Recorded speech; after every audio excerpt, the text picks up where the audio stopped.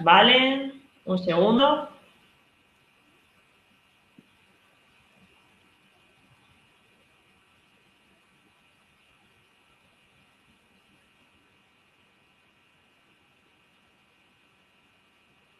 Vale, me dice un segundo que está cargando. No sé si para todo el mundo también o solo es para ella, así que dadme 2 segunditos que me lo confirme.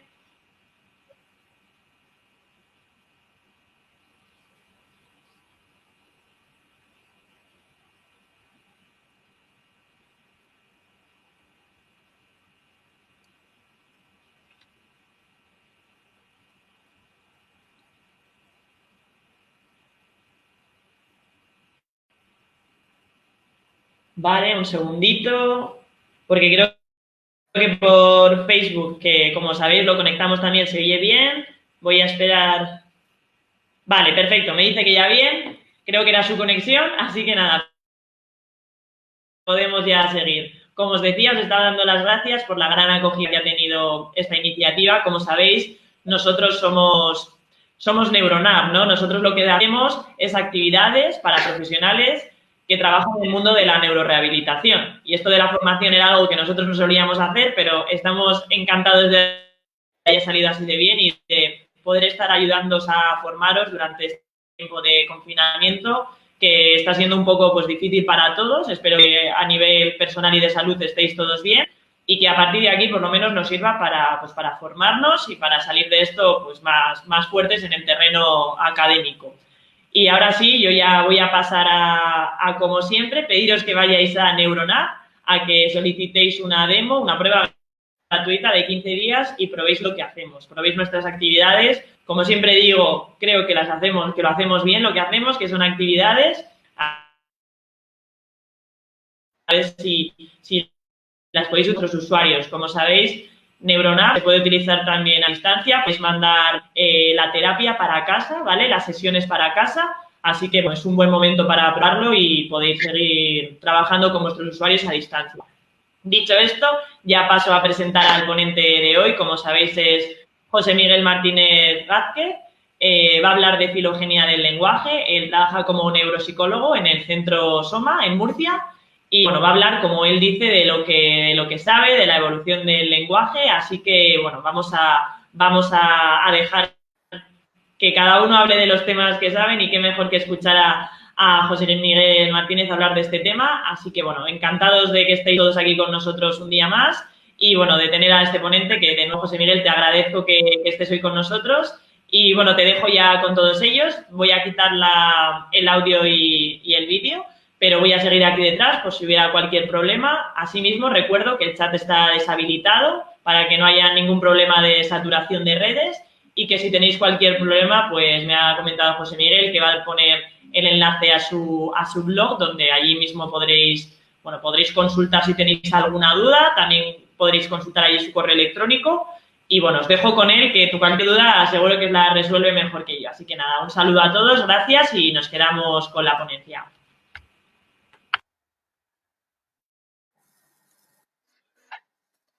Buenas tardes. En primer lugar, muchísimas gracias, Lucía, y a todo el equipo de Neuronat por la oportunidad de poder hablar digamos, de la filogenia del lenguaje, es decir, la evolución del lenguaje a lo largo de todo nuestro curso evolutivo como especie. Y también muchas gracias a todos y a todas aquellas que hayáis decidido pues saltaros la siesta y estar aquí conmigo escuchándome. Creo, espero haber hecho, digamos, una presentación lo suficientemente interesante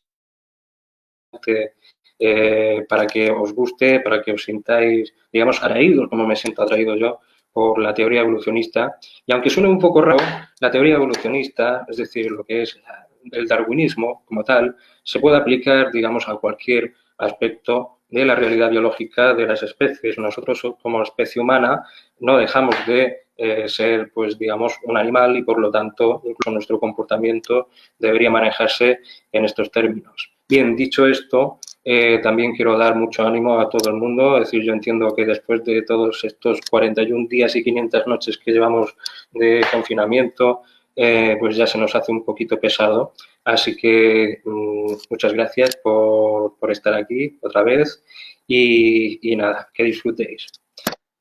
Nada, vamos a empezar con lo que es el término de filogenia. Ahora mismo estamos, digamos, trabajando con causas lejanas, causas próximas y demás, y ahora os explicaré en qué consiste todo esto. ¿Qué es la filogenia? Es la teleología del lenguaje, la adaptación versus exaptación y todo lo que conlleva. Causas lejanas y causas finales.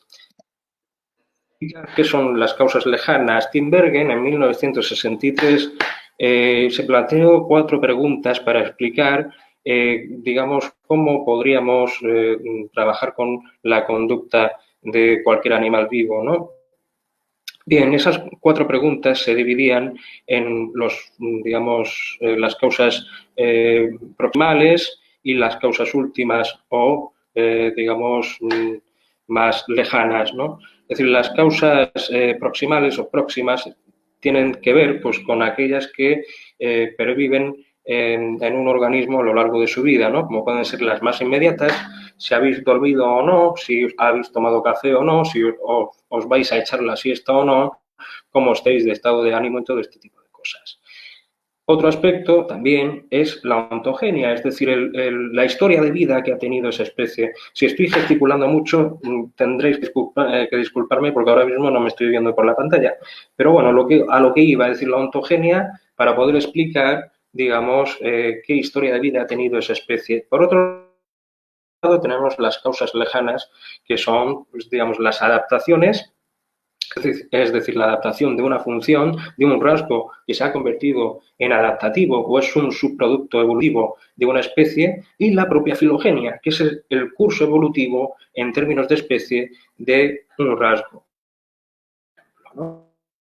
En este caso, cuando hablo de filogenia es porque quiero desentrañar, digamos, la causa final del lenguaje, es decir, la filogenia del lenguaje. ¿Para qué me sirve el lenguaje? ¿Qué es? No, es decir, sí, vale, sabemos que es un dominio conjunto está, digamos, formado por procesos, está, digamos, formado por la producción, por la denominación, por la comprensión, por la repetición, es un sistema de comunicación, sí, vale, pero ¿hasta qué punto podemos llegar a saber del lenguaje en términos modernos? Es decir, ¿para qué nos ha servido el lenguaje y cómo se ha conformado a lo largo de toda nuestra historia evolutiva?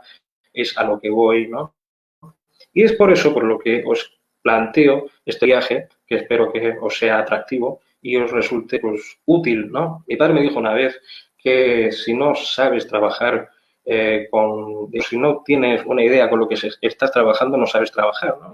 Y en este sentido, pues a mí me entró la curiosidad de saber qué procesos evolutivos ha tenido el cerebro y quiero explicar, digamos, las hipótesis más razonables que están, pues, vinculadas sobre la historia evolutiva del lenguaje. Otro aspecto que hay que tener en cuenta es que incluso en filosofía del pensamiento, filosofía de la ciencia, hay autores que hablan de cierto innatismo del lenguaje, ¿no? Como puede ser Chomsky, ¿no? Con la gramática universal, que estamos preparados, ¿no? Para, digamos, tener una lengua, incluso estamos preparados para poder escribir, para poder, digamos, leer, procesar información verbal. Pero claro, ¿cuál es el papel de la biología? ¿Cuál es el papel de la cultura en todo esto, ¿no? Y en realidad, como veréis, se trata de un círculo, de un bucle que interacciona continuamente a lo largo de nuestro curso evolutivo y que tiene una aceleración, sobre todo al final, en los últimos miles de años. Bien, continúo. Hay que entender que el lenguaje puede ser una adaptación o puede ser incluso una exaptación. Una adaptación implica que un rasgo, pues, es apto, ¿no? Es decir, para una especie de una generación a otra, y ese rasgo pues lo tiene toda una población de una especie precisamente por eso. También puede quedar como vestigial, pero en este caso el lenguaje marca la diferencia respecto a otros rasgos que podamos tener, ¿no? Una exaptación es una adaptación de adaptaciones, es decir, algo que valía para una cosa, ahora, junto con algo que valía para otra cosa, forman una adaptación nueva. Un ejemplo que ponía siempre Stephen Jay Gould, que era un biólogo evolutivo, era explicar, digamos, el origen de las plumas de las aves. Las plumas de las aves, como ya sabéis, pues sirven para volar, ¿no? Pero en primer lugar hay que recordar que las aves vienen de los terópodos. Un terópodo era, digamos, un saurio, ¿no? Es decir, dinosaurios que andaban sobre dos patas, ¿no? Es decir, vemos sobre todo los velociraptors de Jurassic Park, ¿no? Y que junto con otra adaptación que fueron, pues digamos, las cámaras de aire de las alas, ¿no? Es decir, de lo que para nosotros son brazos y para ellos son alas, junto con otra adaptación que fueron las plumas, que no eran realmente para volar, sino como una adaptación térmica. Es decir, hay que recordar que la mayor parte de los saurios son exotérmicos y que por lo tanto captan la temperatura del ambiente. Pero si hay una serie de cambios climáticos como se intuye que hubieron hace millones de años, pues esa presión indujo a que junto con las cámaras digamos, de las alas de las aves, pues se conformara una nueva adaptación, es decir, una exaptación que son, digamos, que es volar, ¿no? En su conjunto. Creemos que el lenguaje tiene algo que ver con esto, no con las plumas, sino con digamos, ese elemento de mosaico, ¿no? Cojo de aquí, cojo de allá, cojo de acullá, y que nos permite entender que este sistema de comunicación, este dominio, este conjunto de procesos, tiene elementos que sostienen, digamos, al resto de dominios y los dominios los sostienen, ¿no? Es uno de los, digamos, de los elementos cognitivos más sensibles que tenemos. Bien, el lenguaje hay que entenderlo como un proceso gradual o un proceso emergente, es decir, o se ha producido un proceso de graduación, un proceso poco a poco, como diría una persona muy sabia que conozco, garbanzo a garbanzo, y tienes un cocido, poco a poco, un rasgo de aquí, otro de allá, en mosaico, primero un gen, luego otro, ¿no? Es decir, una mutación, luego una deleción, luego, digamos, una variación en el número de copias de un gen. Por ejemplo, el FOXP2 o uno de los muchos genes de la miosina o digamos, el gen de Sónica el erizo y demás, o incluso los de la amilasa y todo este tipo de genes, pues conformados, pues van produciendo una serie de cambios que, pues, junto con presiones ambientales, van produciendo adaptaciones, ¿no? Bien, tenemos eso por un lado, tenemos procesos graduales, pero también tenemos procesos emergentes, ¿no? Es decir, procesos que aceleran, procesos muy bruscos, procesos de cambio que veréis más adelante. Tenéis, por ejemplo, el FOXP2, que es un gen que está muy vinculado a, digamos, todo este conjunto de procesos verbales, ¿no? Es decir, adquisición verbal, comprensión y demás. Tenéis el gen de la miosina que dices, vaya, si estamos hablando de una proteína que está vinculada pues digamos, a músculos faciales, ¿no? Es decir, todo lo que tenga que ver con lo orofacial. Pero resulta que hay una serie de cambios que, como estamos hablando de musculatura maxilofacial, ¿no? Es decir, la melena, pues al fin y al cabo está implicada en todo este tipo de pesos, ¿no? Es decir, están, pues la mayor parte de las mandíbulas de los grandes simios, por ejemplo, tienen muchísimo peso, tienen, digamos, unos dientes muy gordos y demás, y una cresta sagital. Se supone que una vez que hubo una mutación en este gen, el peso no era tan grande, ¿no? Y por lo tanto no necesitaban la cresta sagital que es tan característica de la mayor parte de los primates, sobre todo los simios. No sé si lo habéis visto, que tienen así como una especie de cresta, ¿no?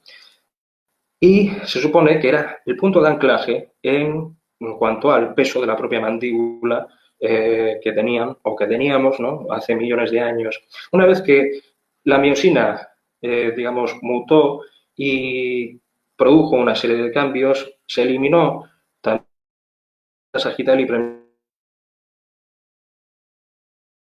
es decir, los huesos del neurocráneo y, a su vez, de la expansión de la corteza cerebral.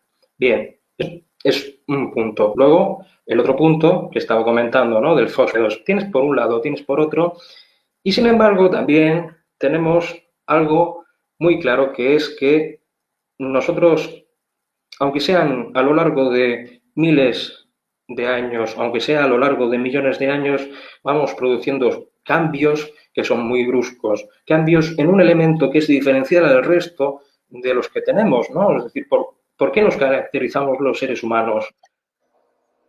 One Hit Wonder, ¿no? Un One Hit Wonder es, en términos musicales, aquel éxito musical, ¿no? Con el que se da a conocer pues un grupo o un artista y luego ya no vuelve a producir nada en serio, ¿no? Es decir, ya no se le conoce por nada más. Es, digamos, flor de un día.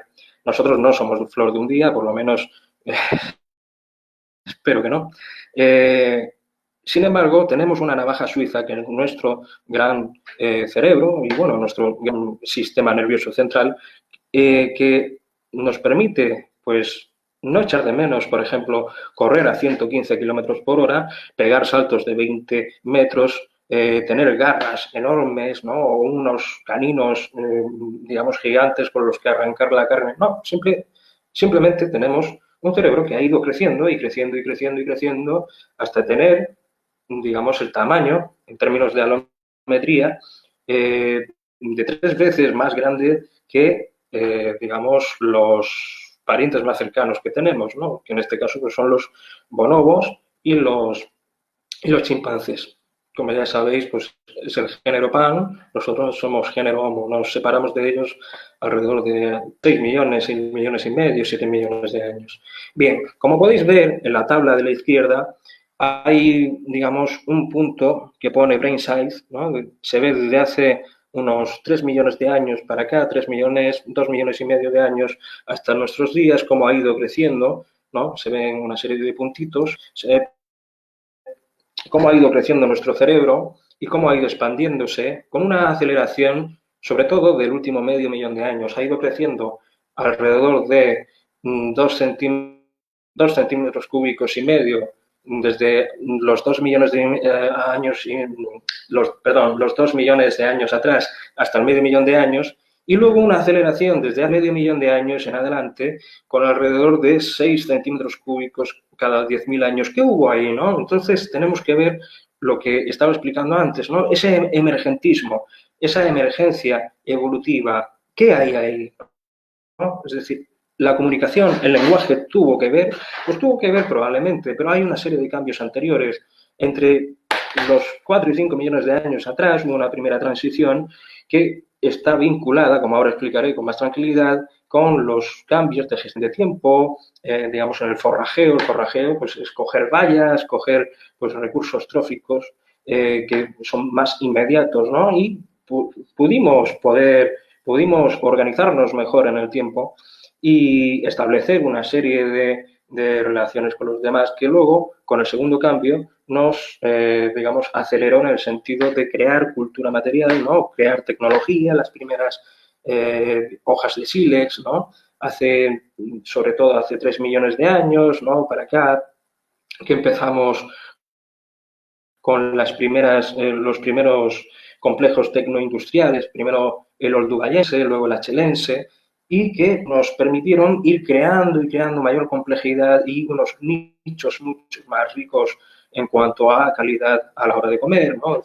Pues comíamos tuétano, comíamos tubérculos, comíamos raíces y todo este tipo de cosas. Y a su vez mejoró lo que es el nivel de comunicación, como ahora explicaré. Pero hace medio millón de años hubo un salto enorme, ¿no? Ya los nichos ecológicos y sociales donde nos relacionábamos, que estaban pues también más vinculados a la estabilidad, ¿no?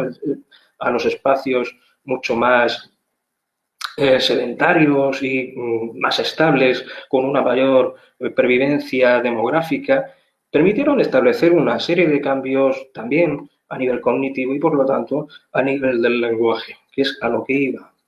Pero claro, me estoy, digamos, adelantando demasiado a lo que es, digamos, nuestro curso evolutivo. Primero tenemos que explicar qué somos, ¿no? Primates. Y como primates nos hemos saltado un poco el sota, caballo y rey en términos cognitivos y conductuales de la mayoría de los animales. Primates significa los primeros, digamos, según Linneo, que como ya sabéis, pues estableció una clasificación con los nombres en latín de las especies y todo este tipo de cosas, ¿no? Primates también era una clasificación que se hacía pues, al obispado, ¿no? En tiempos medievales, para aquellos que eran los primeros, pero en orden pues, de importancia en función de un punto de vista antropocéntrico. Como ya sabéis, no tenemos nada más de especial que lo que tenemos sobre nuestros hombros, ¿no? Este pedazo de almendra que ha producido pues, también pues, una complejidad cultural, tecnológica, social, que nos, digamos, facilita bastante la vida. Pero bien, los primates nos caracterizamos por una frontalidad orbital, por una frontalidad que nos, digamos, permite relacionarnos con otros, nos permite tener un campo de visión en 3 dimensiones, incluso también la mayor parte de las especies, sobre todo las del viejo mundo, pues tienen, digamos, visión tricolor y todo este tipo de cosas, ¿no? Somos especies encefalizadas, es decir, ya de por sí los primates tenemos cerebros grandes y nosotros pues somos pues aquellos que tienen la fortuna o la desgracia de tener un cerebro incluso más grande todavía, ¿no? Tenemos, como ya estaba comentando, un cerebro de alrededor 3 veces más grande que el que son nuestros parientes más cercanos y 3 veces más grande que el que teníamos hace 3. También tenemos como primates y sobre todo también como primates humanos una lateralización en el cerebro que está pues muy vinculada, ¿no? Digamos, a corteza motora, como ya sabéis, al destrixmo, ¿no? Y todo este tipo de elementos. También se puede explicar esta, digamos, esta lateralización o esta asimetría, digamos, de los hemisferios por la relación que tiene, como ya puse en Twitter que fue ayer, sí, ayer puse pues, un artículo muy interesante sobre el papel del arco fasciculado que tiene, digamos, una serie de elementos muy interesantes sobre la relación, porque estamos hablando de un haz de fibras que tienen una relación con el temporal, el parietal y el frontal y que, pues, a través de esa, digamos, conexión o conectividad, hemos ido creando una complejidad que va mucho más allá de lo vocal, ¿no? Es decir, ya hemos relacionado también con, digamos, con esa interacción, por ejemplo, cerebro-ojo-mano, o nosotros como primates tendemos a tocarlo todo, tendemos a relacionarnos con el ambiente de una forma que no hacen otras especies y también tendemos a improvisar, también tenemos una proporción, digamos, frontal mucho mayor y tendemos a relacionarnos de una manera que no conocen otras especies, ¿no? Por lo menos en cuanto a interacción social. También en cuanto a relación con recursos tróficos, somos explotadores de los recursos tróficos y eso, pues, básicamente nos marca el camino de lo que podemos llegar a ser, ¿no? En este caso, somos un primate que ha errado mucho, humanonés, es decir, estamos preparados para el error, estamos preparados para, digamos, aprender del error, salvando las distancias, ¿no? Yo sé que aquí más de uno no estará de acuerdo, pero entended una cosa. Por norma general, los animales tienden a tener conductas que están más vinculadas a, digamos, a un cierto determinismo biológico, ¿no? Si veis algún documental de la 2, por ejemplo, y si observáis, ¿no? Es decir, el primer vuelo de un águila real, veréis que si no acaba fatal, tiende pues, a volar, ¿no? No es porque haya aprendido de golpe, que tiene, digamos, las estructuras necesarias como para ejercer el vuelo, ¿no? Es decir, de una manera que no necesita que nadie le enseñe, ¿no? O porque hay cierto determinismo a la hora de explicar por qué un gamo se levanta nada más nacer, ¿no? Es decir, un bebé humano no lo hace. Sin embargo, hay otras especies que sí están más preparadas para eso. Sin embargo, nosotros hemos creado pues, un sistema cultural que ha interaccionado con nuestro determinismo biológico y ese determinismo biológico, a su vez, ha hecho que seamos menos deterministas para nosotros mismos. Aquí ya sé que me van a llover por todos lados, pero me da igual. Es decir, lo esencial es que entendáis que la prueba está en que nosotros somos grandes constructores artesanos que interactúan con la piedra. Os voy a poner otro ejemplo.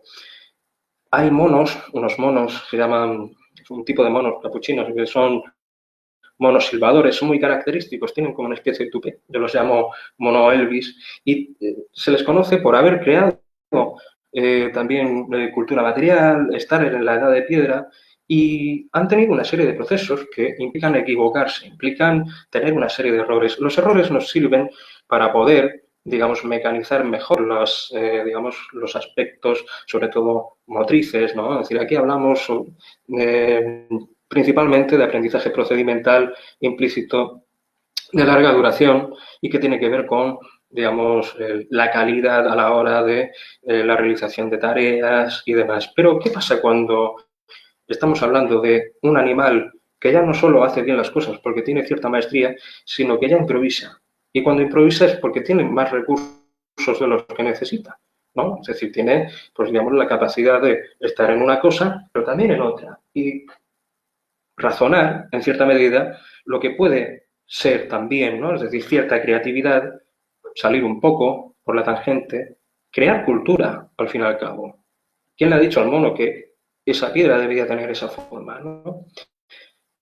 Estamos preparados para tener cierta creatividad, cierta forma de trabajar, pero también saltarnos esa forma de trabajar a través, pues, de la imitación, de aprender de los errores de los demás, pero también de aprender de los errores propios. Y es a eso lo que voy, ¿no? Esa combinación y esa forma de trabajar entre lo especular y lo propio, de ir más allá, ¿no? Es decir, de tener cierta fluidez, fluidez en cognitivos y no ya dentro del campo de la neuropsicología, sino en el campo de la primatología, de la psicología comparada, psicología evolucionista y demás, tiene que ver con el nivel de relación que tiene un dominio con otro dominio, procesos con otros procesos, ¿no? Es decir, cuánto le presta a uno, cuánto le presta a otro, ¿no?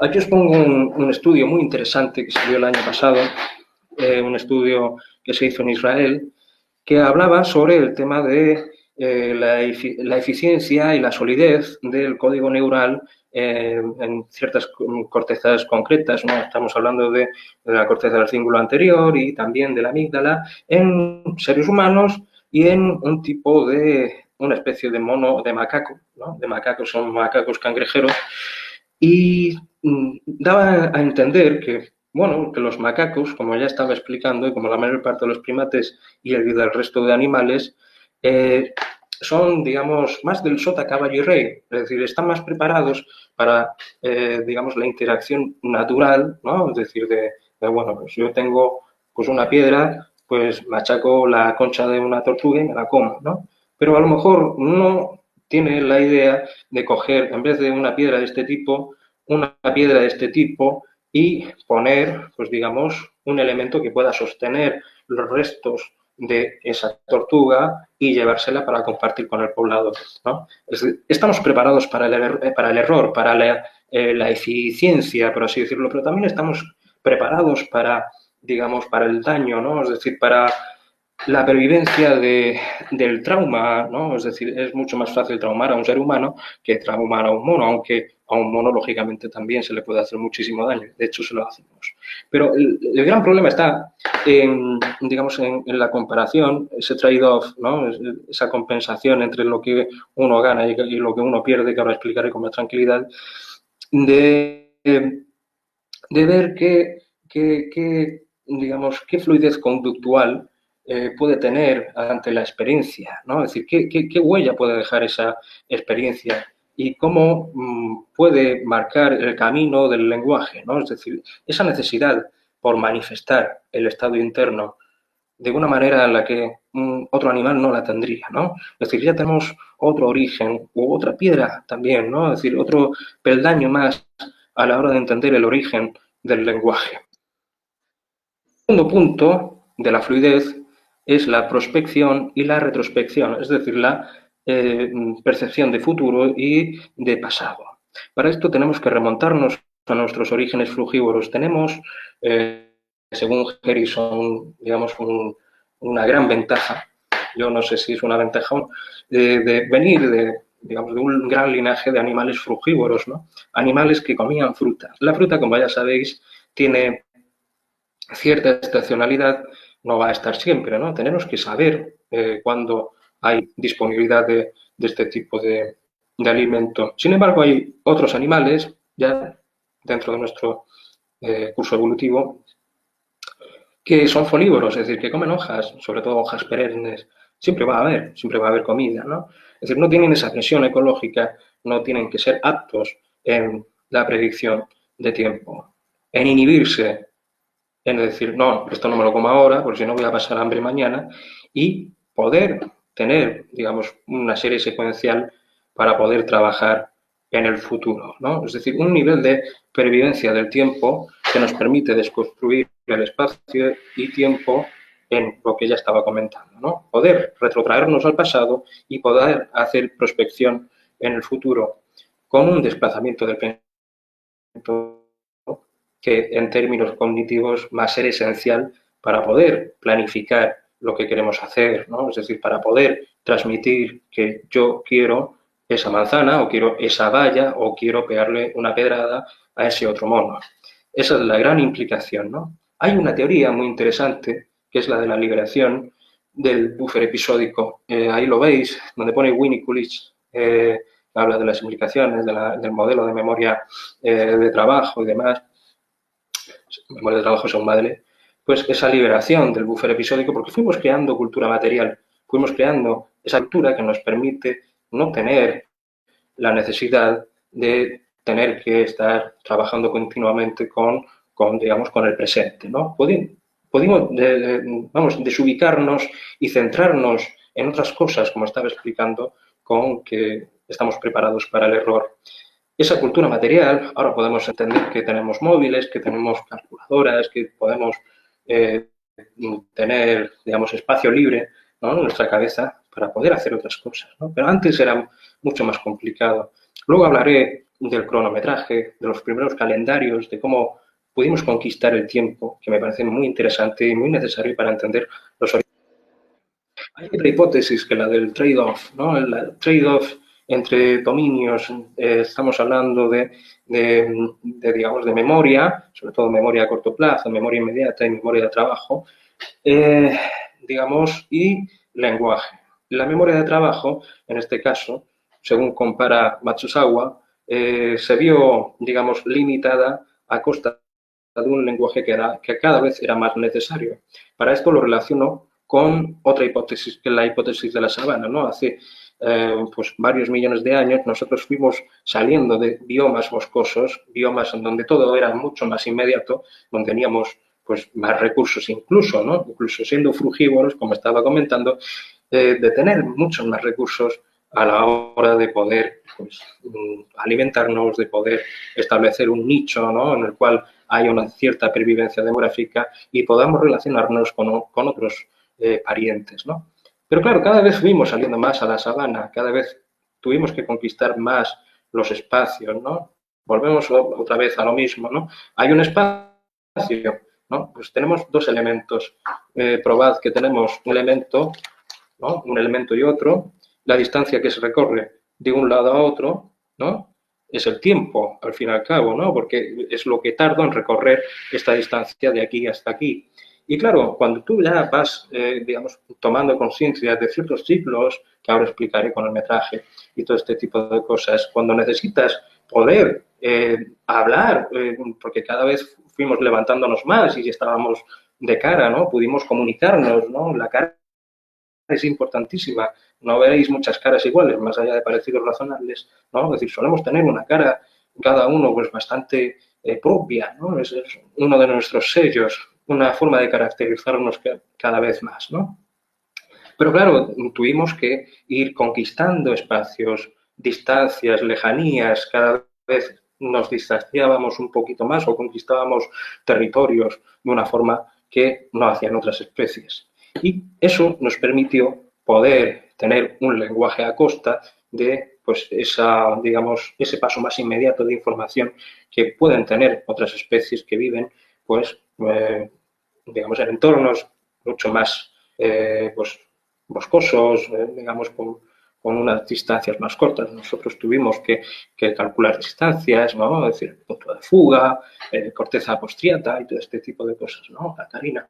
Y vamos a ir hablando también de otros elementos que están hiperrelacionados, ¿no? Porque nosotros somos animales sociales. Animales sociales y dónde encontrarlos. ¿Qué es el lenguaje? Sino un elemento social, ¿no? Es decir, un elemento de comunicación, un elemento que nos permite, pues, entender la mente del otro, ponerse en la piel del otro, ¿no? Ponerse, digamos, en situación, comprender, predecir, prevenir, ¿no?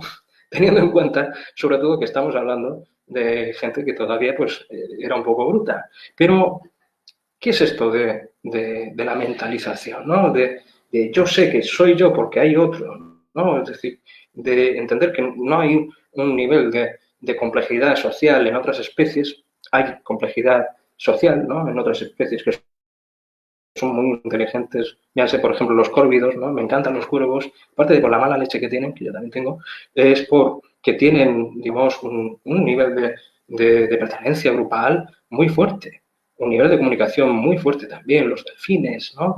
Los perros incluso. Es decir, todos son animales gregarios, animales jerárquicos, animales que tienen un nivel de complejidad. Ahora veis el tema de los perros que agüita también, ¿no? Es decir, las implicaciones que tienen en el lenguaje. Toda esta teoría de la mente, todo este conjunto de neuronas especulares que nos permiten, pues, tener ese contagio emocional, ¿no? Que pongo ahí, es decir, ya estáis viendo que hay bastante bibliografía, no habéis visto ni la mitad siquiera. Vais a entender que el lenguaje es, digamos, una forma también de comunicar estados internos, de cómo actuar frente a esos estados internos, de ser el germen, sobre todo el germen para la prosocialidad y el altruismo, pues son elementos muy necesarios. Nosotros tendemos a tocarlo. Es el grooming, el gossip y el talking, ¿no? Es el grooming, en estos términos, ya sé que hay otro grooming que está muy mal. El grooming es, digamos, ese desparasite, el desparasitamiento los, de los primates, ¿no? Es decir, tienes un pizca tuyo, ¿no? Un nivel de relación, ¿no? Es decir, somos muy tocones, como ya está diciendo, ¿no? Necesitamos el tacto desde pequeñitos, necesitamos lo áptico, necesitamos formar esas relaciones. Es un nivel de comunicación muy básico, pero un nivel que no se olvida nunca. Desde pequeñito hasta que la niñas. Eso así. Un nivel de gossip. El gossip es el cotilleo, ¿no? El chasquido, ¿no? El estar hablando poquito a poco, ¿no? Es decir, con cariño, sin cariño, ¿no? Un nivel de relación de intimidad que va adquiriendo otros tintes, habiendo más distancia, habiendo más gente, ¿no? Es decir, adquiriendo, digamos, otro tipo de complejidad conforme hay mayor, digamos, mayor pervivencia demográfica, hay pues mucha más gente que además envejece de una manera pues mucho más distante, ¿no? Ahora lo veréis. Pero claro, también hay otra serie de cambios. Volvemos al gradualismo, volvemos a esos cambios en la laringe, por ejemplo, baja la laringe, tenemos un sistema bicameral, ¿no? En el cual la boca es una caja de resonancia, por así decirlo, ¿no? de lo que queremos transmitir. También fuimos eliminando una especie de saquitos aéreos que tienen otros primates, ¿no? Eso que ¿no? Esa forma tan grave, tan dura, no me imitéis, os lo ruego, esa forma que tienen de relacionarse, ¿no? De marcar jerarquías. Sin embargo, nosotros fuimos creando, digamos, una dependencia de las cuerdas vocales. No necesitábamos tanta resonancia, ¿no? Es decir, necesitábamos que hubiera cierta finura a la hora de saber qué es lo que queríamos transmitir, ¿no? Es decir, finura gramatical, es decir, una forma también de ordenar las palabras. Yo sé que tú eres tú, que yo soy yo, pero también necesito transmitir lo que quiero transmitirte, ¿no? Y bien, volvemos otra vez al nivel de relaciones. ¿Qué pasa aquí con la pervivencia demográfica? Porque tenemos mucha gente. Es decir, nosotros estamos relacionados, ¿no? Es decir, con muchísimos individuos. Somos animales sociales. Dunbar decía que tenemos un nivel de complejidad social enorme, ¿no? Que estamos preparados, os sonará el macrocerebro que dice Tirapu, ¿no? De esto de los 150 individuos, que cada uno hace una cosa distinta y que en total forman un macrocerebro que pues, nos permite identificarnos con un grupo de pertenencia, ¿no? Con un nivel básico que está pues en esos 5 más o menos, ¿no? Familia, pareja y todo este hijos, ¿no? Luego uno un poquito más amplio, ¿no? Que están, pues digamos, la gente íntima también, luego otro más, ¿no? El chino de la esquina, el panadero y todo este tipo de cosas. Y luego ya, pues, 150 individuos en total, ¿no? El vecino, compañero de trabajo con el que no te llevas, pero necesitas relacionarte con ellos, ¿no? Y claro, tenemos una corteza cerebral que Dunbar lo llama el corte social, ¿no? Que marca cierta diferencia. Estamos preparados también para formar estos grupos. Hay que tener en cuenta que hay primates, ¿no? Es decir, por ejemplo, los geladas o otro tipo de babuinos, pues tienen, digamos, tropas de 400, ¿no? De 400 individuos. Eso se llama intraespecíficos, que tienen, digamos, grupos muy grandes, pero no un nivel de complejidad como el que estamos teniendo nosotros, ¿no? Estamos preparados para tener un nivel de complejidad social de comunicación con al menos 150 personas, ¿no? Las grandes migraciones van de 150 a 150, las grandes congregaciones, hay un estudio, no lo he puesto aquí porque ya era abuso, un estudio que hablaba sobre ciertas congregaciones religiosas que tienen una relación con el 150 bastante igual, ¿no? Es este tipo de elementos que nos permiten entender que estamos preparados, que somos animales sociales, somos el Homo loquens. Fran, si me estás viendo, te dedico esta parte de la ponencia porque es un gran término, el homo locuaz, ¿no? Es decir, el humano locuaz, el que habla, el que no para de hablar, el que necesita transmitir, ¿no? Ese grooming ya es lenguaje. El lenguaje es un grooming a distancia, es un acicalamiento a distancia. No necesitas establecer esas relaciones físicas y, sin embargo, somos muy tocones, sí, pero, sin embargo, tienes la necesidad de transmitir pues los mismos estados internos, ¿no? ¿Por qué? Porque seguimos siendo animales sociales y tenemos un nivel de complejidad que también se relaciona con la aloparentalidad y las abuelas humanas. Es decir, somos aloparentales y eso significa que estamos preparados para que nos críen, digamos, elementos que no son nuestros progenitores. Elementos como ya pueden ser, pues tíos, digamos, amigos, sobre todo abuelos, ¿no? Es decir, abuelos, abuelas, sobre todo las abuelas. Es decir, es un nivel de complejidad social que no tiene parangón. Es decir, sí hay otros primates, lógicamente, que tienen, digamos, relaciones aloparentales, ¿no? Sobre todo entre ellas, ¿no? Es decir, porque tienden pues, a establecer pues, muchos más lazos, tienden a vivir más también, porque será.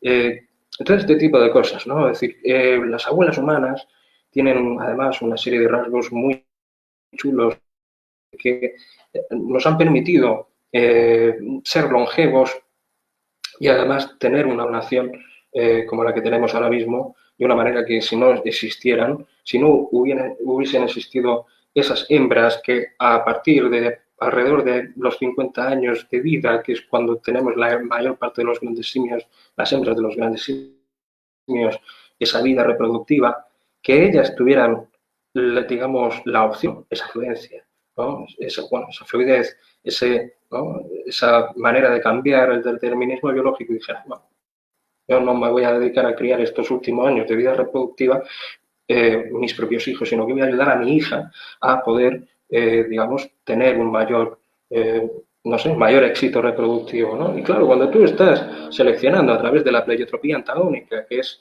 básicamente ver qué genes en la juventud o en la vejez pues favorecen más, ¿no? Es decir, las adaptaciones, vas teniendo abuelas cada vez más vigorosas, posmenopáusicas y que además establecen, digamos, un mayor número de ciclos menstruales en las hembras. Ya no estamos hablando de estaciones, ya estamos hablando de que hay un mayor nivel de destete, ¿no? Y que hay un mayor nivel digamos, de ciclo reproductivo, de todo el año. Es decir, todo el año se puede tener, pues digamos, un niño y todo el año puedes tener la opción de poder criarlo y que esa crianza pues llegue a buen puerto, ¿no?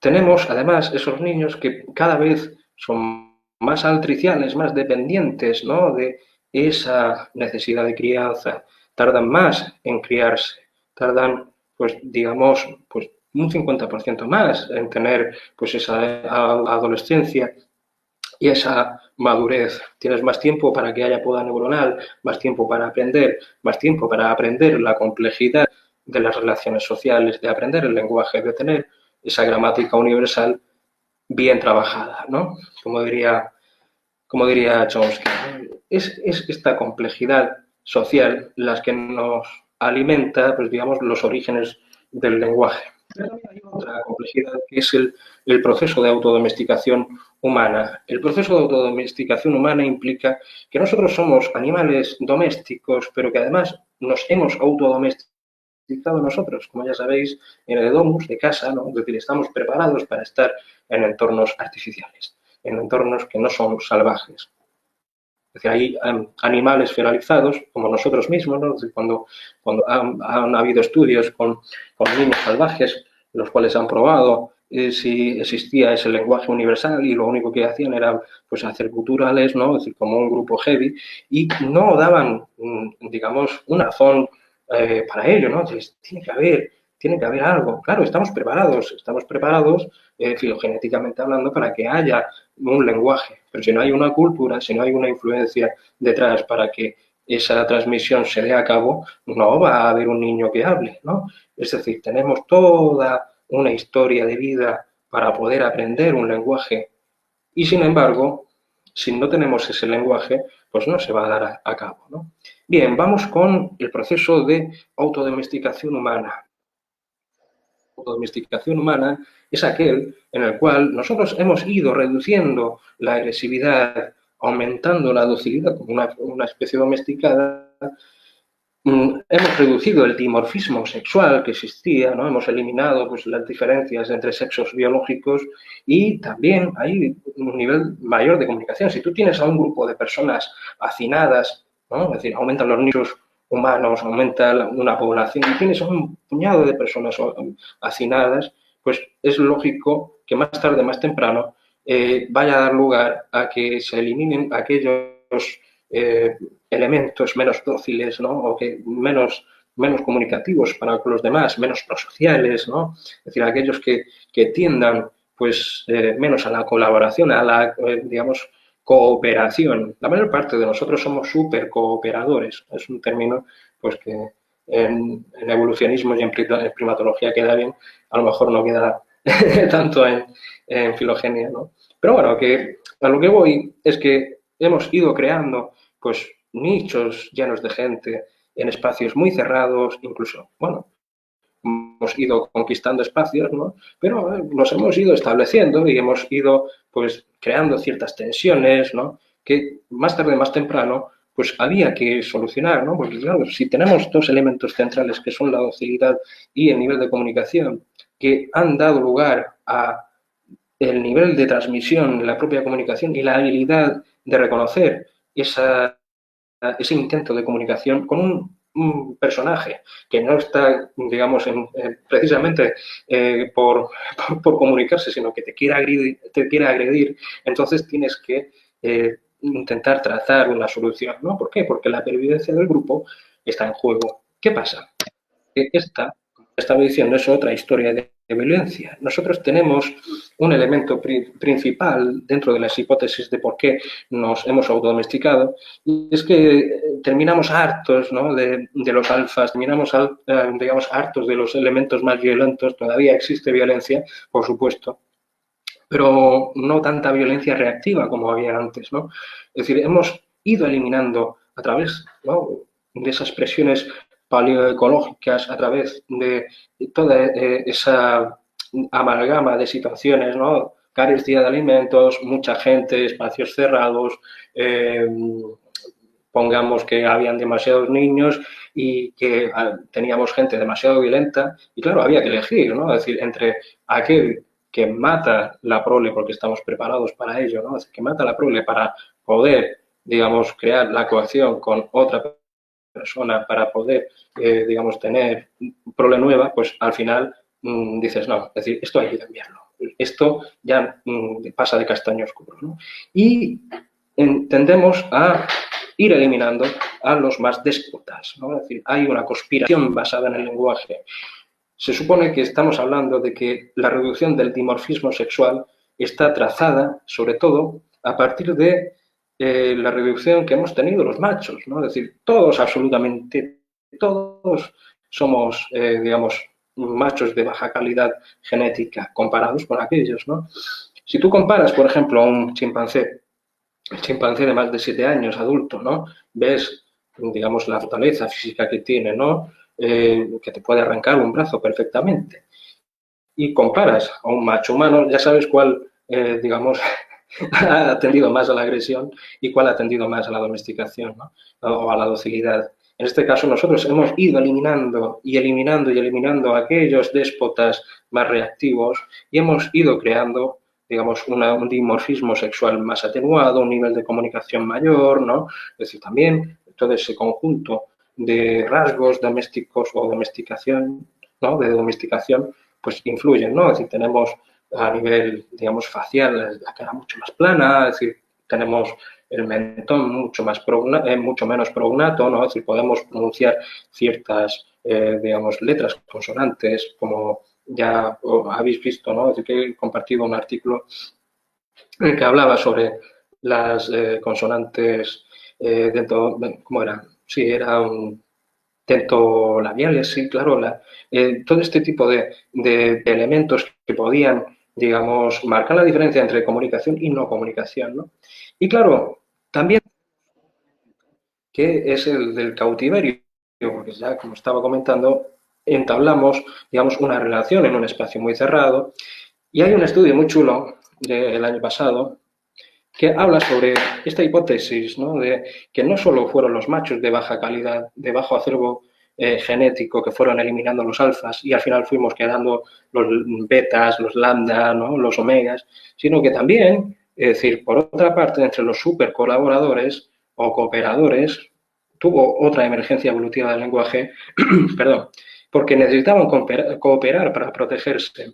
Hay un estudio que habla sobre el lenguaje como el origen parcial, aquí es cuando me matáis, el origen que plantean es que probablemente fuese, a través del nivel gestual, una praxia social repetitiva y sincrónica, o más bien, digamos, la antesala de ser una metapraxia social comunicativa, bueno, sí, claro, repetitiva, ¿no? Es decir, todo lo que conlleve la sincronización de movimientos entre dos individuos es un nivel de comunicación. Y sin embargo, también hay que tener en cuenta que si hay una presión ecológica, en este caso estamos hablando de gente muy agresiva, nuestra vida nos va en ello, ¿no? Por lo tanto, estamos hablando de una doble presión. Estamos hablando de una presión sobre, digamos, los elementos más agresivos del clan y una interacción de esos elementos agresivos sobre nosotros, ¿no?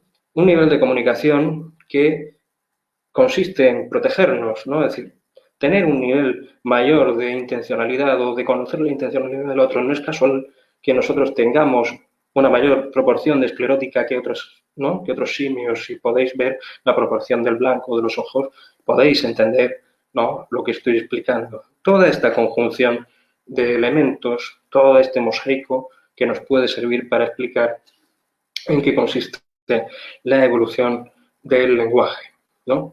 Y poder crear ese cautiverio que no es sino otro tipo de domesticación, ¿no? Es decir, hemos creado un proceso artificial de autodomesticación estando única y exclusivamente en espacios, ¿no? En espacios conviviendo con mucha gente, ¿no?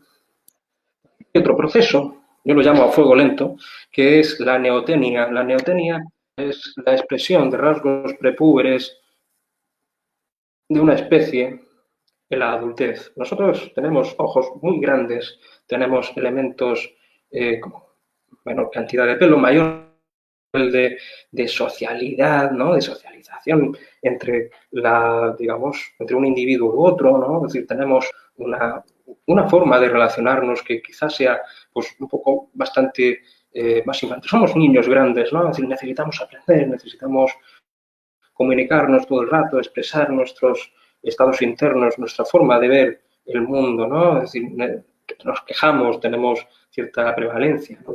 digamos, de rasgos que tienen mucho que ver, ¿no? Es decir, con lo que estaba explicando, ¿no? Con digamos, esta expansión de la longevidad a través de las abuelas, esta mayor altricialidad, ¿no? Mayor nivel de neurodesarrollo, mayor resistencia al estrés oxidativo, ¿no? Es decir, tendemos digamos, a ser muy longevos. Es decir, si lo comparas con otras especies, por una o por otra, al final terminamos doblando prácticamente la, digamos, esperanza de vida de otras especies, prácticamente.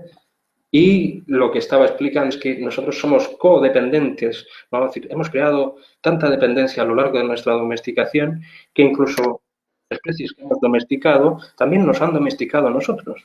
El mejor caso es el primer animal que llegamos a domesticar, que es el perro. A mí me encantan los perros, me encantan todos los bichos, como ya sabéis.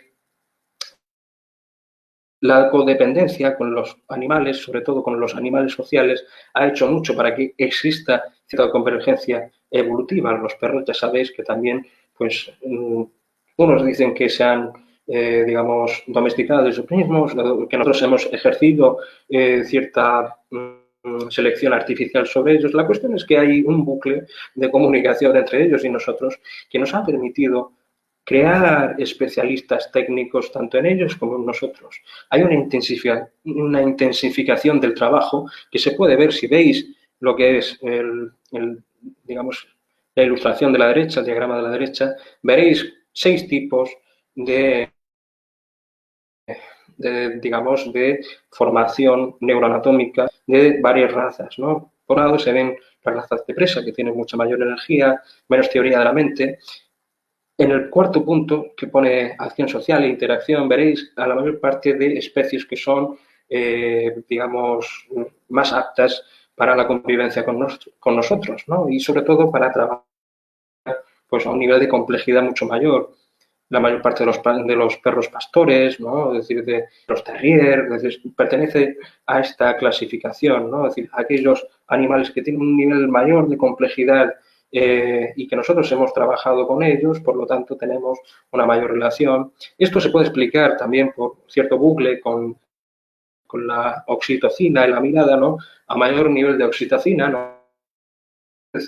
Junto a un animal, este animal, a través de la trufa, pues ha ido captando, ¿no? Que nuestro, digamos, nivel de oxitocina, pues aumentaba conforme nosotros manteníamos la mirada, ¿no? Y ese nivel de comunicación ha ido creando un bucle que ha ido volviéndose mucho más complejo a lo largo del tiempo. Ese nivel de intencionalidad, que también es otro bucle, y ese nivel de complejidad en la dirección, ¿no? Es decir, conforme crece la complejidad del trabajo, crece también, pues digamos, la complejidad del lenguaje y también de la autodomesticación. Vas creando nichos culturales que van evolucionando y van conformando a lo que es esta especie tan extraña como la nuestra, ¿no?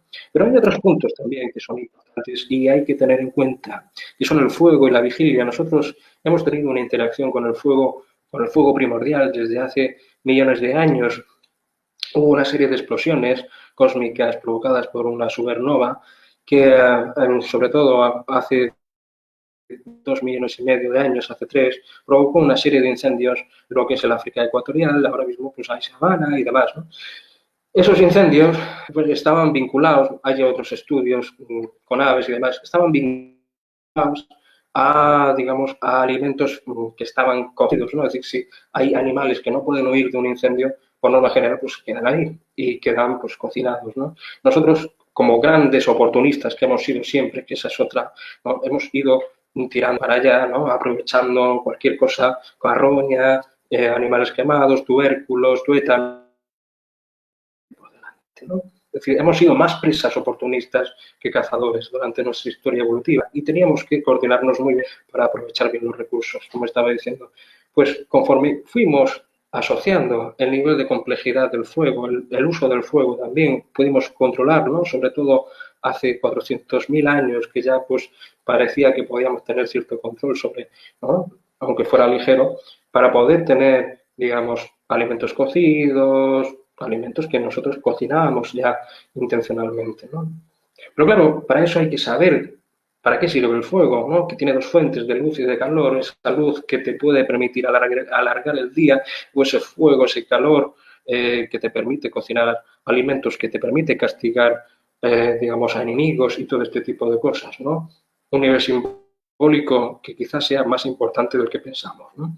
Y si nos permite alargar el día, nos permite alargar las distancias también, nos permite tener un nivel de complejidad de la comunicación muy claro, ¿no? Es decir, nos sentamos todos al fuego del hogar, podemos alargar el día, no necesitamos luz, digamos, luz natural, cada vez somos más activos en las horas vespertinas, ¿no? Y podemos tener, pues, una complejidad en cuanto a cronobiología, en cuanto a horarios, ¿no? Pues mucho mayor, ¿no? Ya pueden existir búhos, pueden existir alondras, tenemos a gente despierta a una hora, gente despierta a la otra, ¿no? Y claro, es decir, conforme nosotros tuvimos ese control del día, tuvimos el control del tiempo en cierta medida y pudimos controlar más lo que queríamos, algo de querer tener un objetivo. Volvemos a lo mismo, ¿no? Movimientos, ¿no? Intencionales, es decir, dirigidos a la acción, ¿no? Es decir, todo este conjunto de temas, ¿no? Es decir, hay que reconocer que el lenguaje, es decir, tiene una base motriz innegable y que yo intento relacionarlo todo lo que puedo, ¿no? Es decir, yo pido perdón si le molesta. El último punto, ya aquí nos metemos en la cultura, ¿no? Es decir, hay que volver hacia atrás y hablar digamos, de esa capacidad de errar que tenemos, ¿no? A través del Brain Artifact Interface, es decir, la interfaz cerebro-artefacto, de esa relación que puede tener, digamos, un elemento que es básicamente artificial, ¿no? Como puede ser una piedra, una roca, una hoja de sílex, y que es el primer y te mueres, esa hoja de sílex puede pasar a otra persona, ¿no? Y puede hacerle ciertas mejoras, ¿no? Esa relación entre la pia hoja y la comunidad, ¿no? Pues puede pervivir en un aumento material e inmaterial, ¿no? Crear un nicho cultural que va aumentando y va creando, pues también a nivel ontogenético, pues unos niveles de plasticidad cerebral que no crearías si estuvieras feralizado, estuvieras por ahí, ¿no? Es decir, comiendo todo lo que pilles sin tener a nadie a tu alrededor, ¿no? Estar, pues, en un nivel de sota, caballo y rey, como estaba comentando.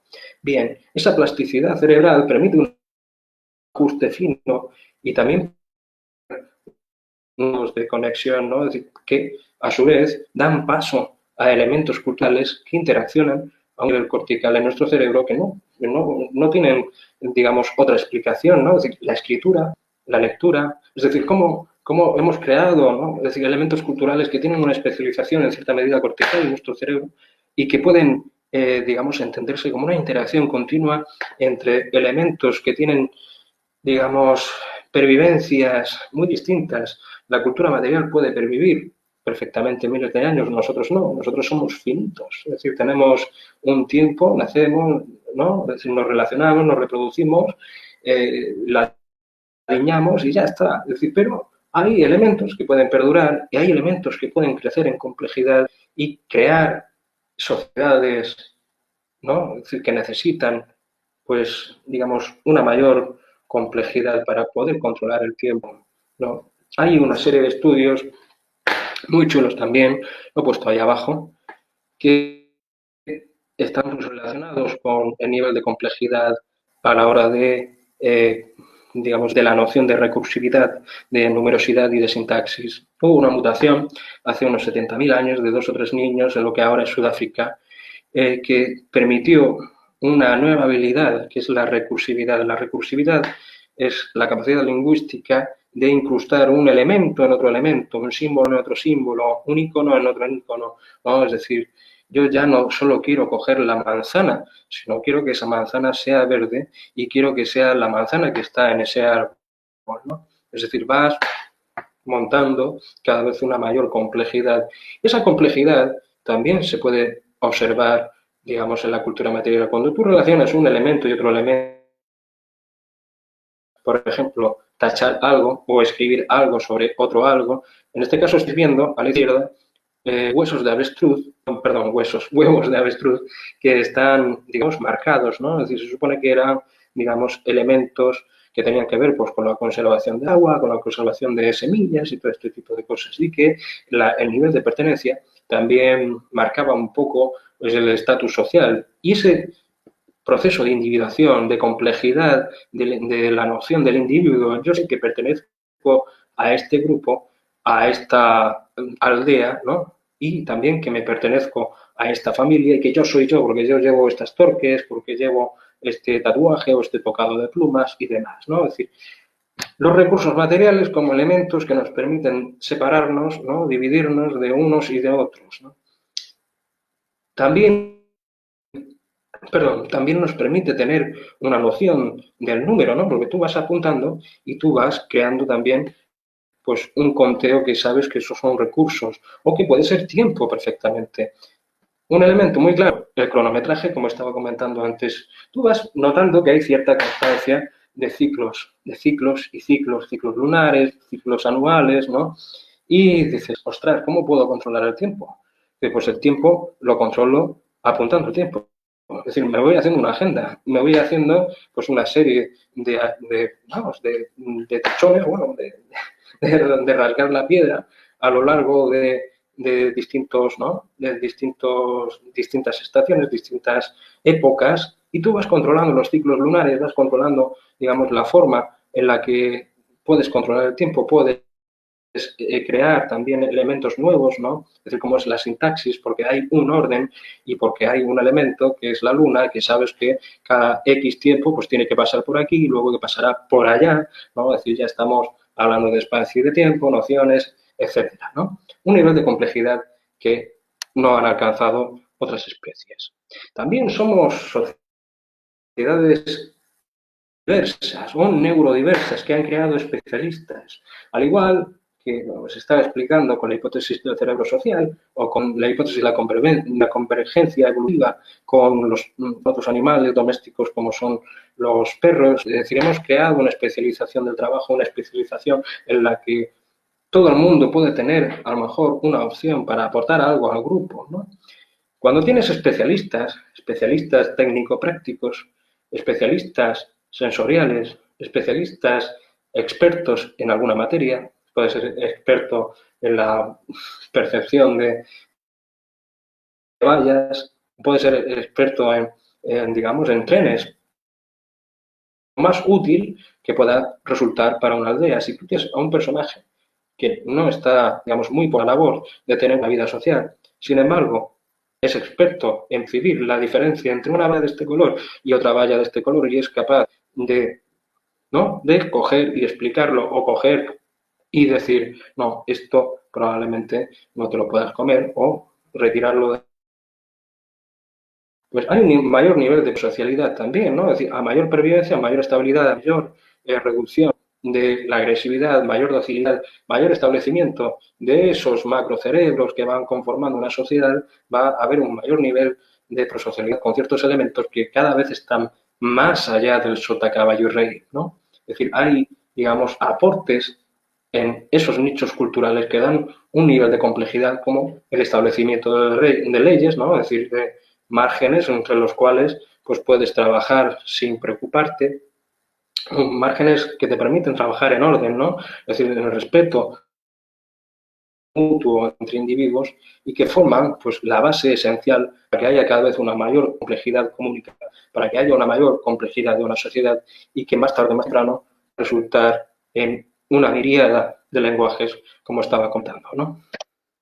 También, como ya estaba pues más o menos explicando antes, ¿no? Hay ciertos genes, por ejemplo, aquellos que están pues, vinculados a los cambios de dieta en el neolítico, que están, digamos, relacionados con lo que estaba comentando antes de que cada vez somos menos prognatos, tenemos menos mentón y podemos pronunciar ciertas consonantes y todo este tipo de temas. hay ciertos genes que están pues vinculados a ciertos nichos que tienen que ver pues con la, digamos, con la latitud, ¿no? Y todo este tipo de cosas. Digamos, una serie de genes que también están pues vinculados a cierta coevolución del lenguaje o del consumo pues, digamos, de ciertos alimentos y todo este tipo de cosas. El lenguaje es producción, es expresión interactiva de genes del sistema nervioso, de ambiente social, físico y cultural. Somos elementos que vienen dados por la selección natural, por la selección sexual, por la selección social y por la selección cultural, como estaba diciendo, ¿no? Y los genes y la cultura son, digamos, esa eterna lucha, ¿no? Que puede darse muy bien, digamos, en nuestro campo, porque parece que jamás nos vamos a poner de acuerdo. Yo os digo que no, que hay una tercera vía, ¿no? Que probablemente sea tender puentes y probablemente con esto pues me gane enemigos de un lado y de otro, ¿no? Pero bueno, me da igual. La cosa es que cada vez hemos sido animales más simbólicos. Hay un elemento aquí de la derecha, y con esto ya termino, que es, digamos, un canto rodado de jasperita, que se encontró también en Sudáfrica, vaya con Sudáfrica.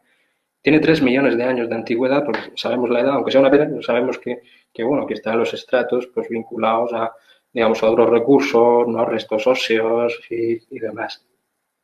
¿Qué os representa, ¿no? Esta imagen? Lo veis y dices, pues esto parece una cara, ¿no? Si yo os digo que esto no está trabajado, es decir, que esto es tal cual, es un manuport. Un manuport es un elemento que está transportado de un lado a otro, transportado con la mano, que no tiene señales de uso. Está ahí por gusto, es decir, está ahí porque a la una que lo cogió, probablemente fuese ella, le resultaba familiar, le resultaba algo comunicativo o quizá lo hizo por gusto, ¿no? Sabemos que el juego tiene mucho que ver en esto, es decir, hacer las cosas por gusto, un aprendizaje en el cual no tenga que haber una presión más allá de cierto aprendizaje vicario con otras generaciones, ¿no? Digamos, del niño, de la niña. Sabemos que ese aprendizaje libre puede tener un papel importantísimo en lo que es el lenguaje. Si cada vez hemos sido animales más artificiales, más neotenos, más elementos sensibles a la cultura, al paso del tiempo, ¿no? A ese proceso de individuación, que yo sé que yo soy yo y que tú eres tú, y que tú estás pensando, que yo estoy pensando que probablemente otra persona nos vaya a atacar a los dos, hemos nivel de complejidad, que ahora mismo esto es un poco meta, ¿no? Es decir, estamos pues intentando razonar porque somos como somos, ¿no? Y siempre hay un nivel de complejidad que nunca vamos a llegar a abarcar del todo. Siempre nos vamos a dejar algo en el tintero. Lo importante es acercarnos todo lo que podamos. Si algo sé del lenguaje, o sea, lo único que sé del lenguaje, es que nos ha permitido entender que hay dos elementos principales, ¿no? Es decir, que tendemos a simbolizar y tendemos a razonar, tendemos a verbalizar, que son el amor y el tiempo, y que probablemente la mejor expresión de ambas sea el tiempo que pasamos con nuestros seres queridos. Yo creo que ahora, después de este tiempo que llevamos confinados, eso ha cogido más valor que nunca, ¿no? Así que yo solo os puedo decir que mucho ánimo y que muchas gracias por escucharme a lo largo de esta hora y cuarto que llevamos y solo puedo deciros que aquí pues me tenéis para lo que queráis, para resolver dudas, para, no sé, para, digamos, discutir o lo que sea. Tenéis ahí lo podéis ver, tenéis ahí mi Twitter, tenéis también, como ya habéis visto, el blog, en el cual pues me podéis mandar correos. Yo, si queréis, pues todo este conjunto de diapositivas os lo paso, lo trabajáis en casa y nada. Y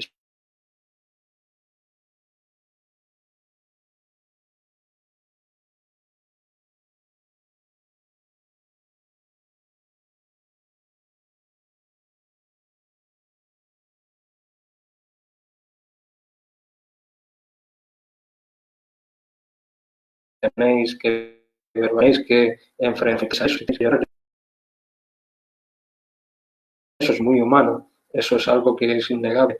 Que probablemente pues tengáis la necesidad de validar lo que yo mismo he estado pues trabajando, ¿no? De que somos animales sociales y que somos los unos a los otros. Yo creo que ahora más que nunca. Muchas gracias.